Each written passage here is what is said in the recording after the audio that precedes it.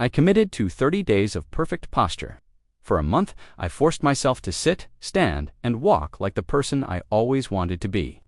Tall, open, shoulders back, chest up, head steady. No slouching at desks, no hunching over phones, no collapsing into couches like puddles. For 30 days, I tried to carry myself the way superheroes do in movies, the way leaders carry themselves without saying a word. It sounded easy when I said it out loud. But within the first few hours, I realized this experiment was about way more than standing straight. It was about rewiring my entire identity. Day 1 hit me harder than I expected. I corrected myself 200 times before lunch. Sitting at my computer, my back curved instantly. Waiting in line, my shoulders rounded forward, as usual. On my phone, my neck fell into text neck position, like a habit carved into bone. Every correction felt unnatural, heavy, exhausting. And here's what nobody tells you. Standing tall is work.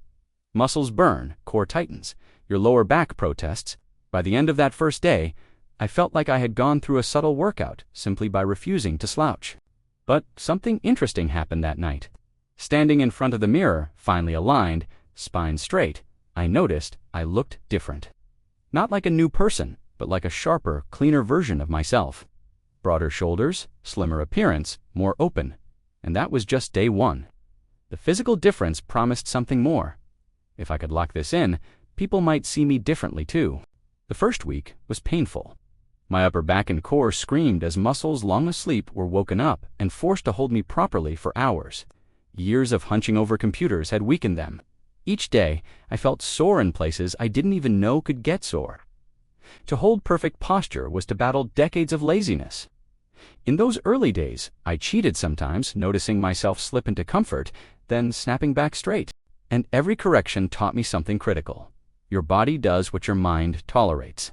If you don't call yourself out, you stay small, closed, bent, but once you actively demand more from yourself, your body listens.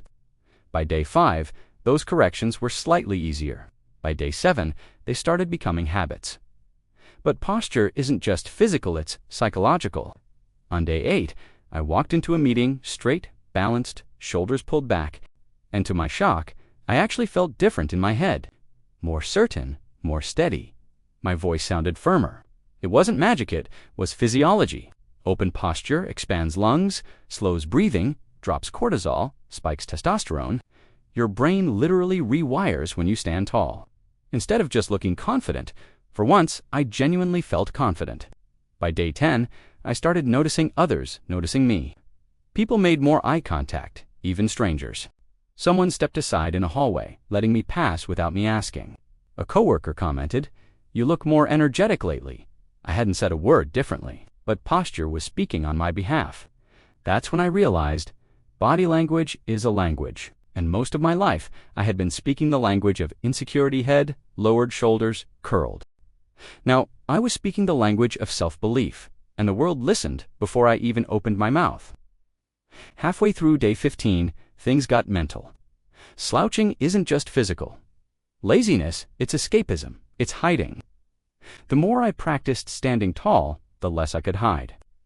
Confidence isn't only presented outward, it bounces back inward. My brain asked, if I stand like someone who believes, why keep thinking like someone who doubts? It created a feedback loop. Posture shaped belief, belief shaped posture. But it wasn't all smooth. Around week 3, I felt drained. Carrying myself upright every waking moment was tiring. I missed sinking into chairs, scrolling on the couch like jelly. My back spasmed, my core ached. Exhaustion whispered, "Slouch, just for today." That week taught me the deeper cost of growth. Comfort dies, so strength can live. I pushed through. And something crazy happened. By day 23, my body started adjusting. Holding myself tall no longer crushed my muscles, it started feeling. Normal, my default was shifting. The last stretch revealed the transformation. By day 25, people engaged with me differently. Small things. Baristas smiled longer. Pedestrians held eye contact. Colleagues nodded when I walked by, like I had silently earned respect. Maybe they didn't consciously realize my posture was different, but they reacted to the energy it radiated. Tall, balanced, open human beings get treated like leaders. That's Psychology 101. Humans subconsciously trust bodies that expand, not collapse. By day 27, I noticed side benefits. My breathing was easier, my workouts cleaner, even digestion improved. Turns out body alignment isn't just for looks, it impacts your organs. But the bigger surprise, my confidence skyrocketed. Not because I had faked it until I made it, but because I had forced my body into a new habit that reshaped how my brain interpreted who I was. Day 30 came quiet. I didn't think of posture every second anymore, had woven itself into my behavior. And as I looked back, the truth was clear. Posture was never just posture. It was identity training. Here's what I discovered after 30 days. First, posture is not cosmetic, it's a signal. To yourself, it whispers, I deserve space. To the world, it shouts, I believe in myself. Second, posture and confidence form a loop. Slouching tells your brain you're small, and your brain agrees. Straightening tells it otherwise, and your brain adapts. You don't wait for confidence to fix posture. Third, posture is contagious. People treat you the way your body instructs them to. Walk small, get overlooked.